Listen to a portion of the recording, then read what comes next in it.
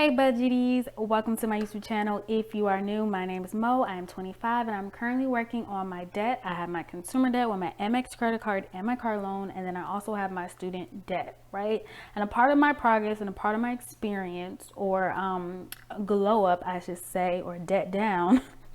I don't know. Is me opening up an Etsy shop, right? So I have an Etsy shop that has printables and it has budget planners. Yes, you heard it. I sell budget planners on my Etsy shop, okay?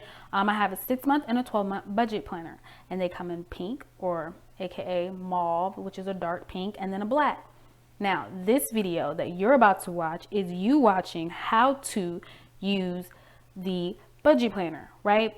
So let's just give you a little look-see daisies. I actually have a whole video showing you the logistics, the size, the dimensions, and all of that. So I will go ahead and link that above for you guys. I want to make this video nice, sweet, and quick, okay? Because I've tried this video. I've tried to record it multiple times, and it was like 30 years long. We don't have time for that, okay? We're trying to be debt-free by then. You know what I mean? So we're not playing these games. So just like I said, I'm just going to show you a quick little view or whatever. Give you a little flipsy-throughy or whatnot and stuff. And there it is. There's one that's 6-month, and I'll show you a 12-month as well. Here's a 12-month, and obviously it's thicker because it's 12 months.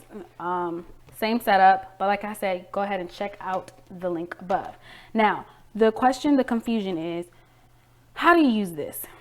Which I understand. I have a way in my head that I had set up, but obviously it's your budget planner. You can do whatever you want to do with it. You can write whatever you want to write. You can highlight, you can not highlight, whatever it is that you want to do with it, right? Customize it, make it yours. But I have an example here for you all. So maybe it can give you a little understanding where Mo was going when she created it. You feel me? Ooh, third person talking. Crazy. So first things first. Every month you guys get a blank monthly setup. Okay, you guys see these boxes, they're nice and long, so you can not only write your numbers but be creative, have your stickers in it, write your bills. I guess I should zoom you in a little bit. You can write your bills in there, highlight them if you want, write little cute messages and notes. And then this right here is something that I wrote November, right? When you get it, it's gonna be blank. You see that? Blank. So you can write, I mean, this is how I write. I like it, but it's pretty basic. So you can write, decorate, you have margins, you have areas, you can do all of that fun jazz, okay? All right. So then on the back of that, you have a whole blank sheet of notes. I mean, other than the word notes. So I put this here because I was thinking like, oh, I like to write my stuff out first before I go ahead and put it on the actual budget itself. And then some people may decide, like, people like stickers. Some people might want to use their stickers and have their sinking funds in there, has your cash envelopes in there, and all those new young things. I don't know why I said that, but yeah, so it's whatever you want to do, but you have this whole page so you can just be creative and put whatever you want, right? Whatever works for you, whatever helps you budget. You feel me? I think you do. I'm going to tell you that you feel me. Okay, so then obviously after you write down your whole month at a scope, you go ahead and put in your monthly budget. How much you make for that whole month, if you have anything in your account to begin with, anything from your first paycheck, and then if you have a second paycheck, fine, great, anything from your second, and then your total. Then you go ahead and you fill out the whole document with all of your bills. I have these sections so you can section it off. So if you do have sinking funds, you can put like, hey, sinking funds, and just put a total, because a lot of people have way more than the 7 lines that I have there for them. 4 walls, that's obviously home, but you can name it anything. Maybe it's called home. Maybe it's called me, myself, and I don't know, you know, but these are just some ideas, and this is the one perspective of how to go ahead and use your budget planner. Then we have extras and cash envelopes. And then not only do you have the total, but you also have the remaining, right? You have a line to write how much is left over, so you know what to carry on for the next categories. Do you understand what I'm saying? So you have your 2,600 and you got that 1,575 right there. you do your little subtraction. Now you have $1,025 left, $1,025 left that you can move over to your sinking funds, your extras, and your cash envelopes. Okay. And then, so obviously it says, this is not obvious, but it says monthly, and then there's a line here. So you can write your name, or you can go ahead and write the month. I say your name or the month because you're clearly going to have your month on your calendar sheet. So it's totally up to you guys. Moving upward and onward. Then the next sheet, which is on the back of your monthly, is your first paycheck to paycheck budget. So let's just tap into this. Okay. So you have a blank line, and then it says paycheck to paycheck budget. So this is a paycheck to paycheck budget planner. This does not mean this is your second paycheck. And I know I've had a lot of people say something about that. And it's okay. I think it was confusing, and I totally apologize. And I appreciate you guys for giving me your honest feedback, honestly. But yes, this is a paycheck to paycheck budget. So you can put your name, or you can put the number of paycheck this is. In this scenario, this is Tony's budget. This is Tony's paycheck to paycheck budget. And then in the next box, it says paycheck blank of month blank. So paycheck 1 of month November. You smell me? I think you smell me. The good smell, not the bad one. Okay. So then you have your starting balance similar to your monthly, your income 1, your income 2, and then your total. Then also you guys have your budgeted and actual. I don't know if I mentioned that in your monthly. Then this time you have 1, 2, 3 different boxes. Two of the 3 boxes has the due dates, right? So you can have actual due dates. And then you also have this little box for your savings and your and whatever is remaining, right? So when we talked about before, whatever you want to do is remaining, you can go ahead and carry that on to the next category or to the next month if you want. Okay. And so let's just zoom you guys in a little bit. Then you have a little artistry going on here, and you have your summary. What is your saving progress and what is your debt progress? And then you have your goals for your next paycheck, right? Because we all need goals. What are we without our goals? So yeah. And obviously, maybe not obvious, but it's not this way in the black and white. It's the same, but it's basic and it doesn't have flowers. It's not as decorated and pink and colorful and all of that great jazz. Okay, it's simple black and white. I try to do something, you know, a little bit more neutral. So then from here, I guess we should turn this over.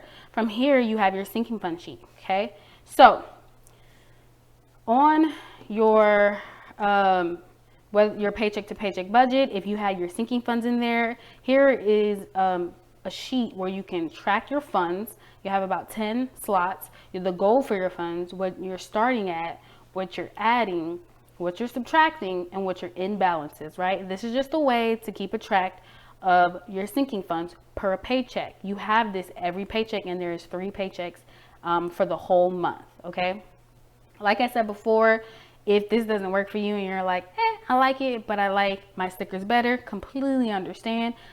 You can use your notes, or you can even cover this all up. You know what I mean? So options. Then you have transactions. So the transactions, again, you have 3 for each paycheck to paycheck budget, right? So there's 3 paycheck to paycheck budgets, there are 3 sinking funds, and there are 3 transaction sheets. So you can go ahead and every bit of money that you spent, every time you swipe that card, every time you gave them some cash, you can put in your date, your details, your category, and the amount. So you can go ahead and keep yourself accountable on this debt-free journey, on this savings journey, on this journey to financial freedom, or whatever journey that you are on. Okay. And then, so that's the paycheck to paycheck. We're going to skip to the end, because you know what I'm saying. The rest of them, like I said, are the same. My bad, guys. The rest of them are the same. You have that same setup, those 3 pages 3 times for each month. Okay. And also, I know that some people get paid more than 3 times a month. You might get paid weekly. I was not able to do those as physical planners because the paper amount is massive. This is already, the 12 month is already a thick glob. Okay, guys.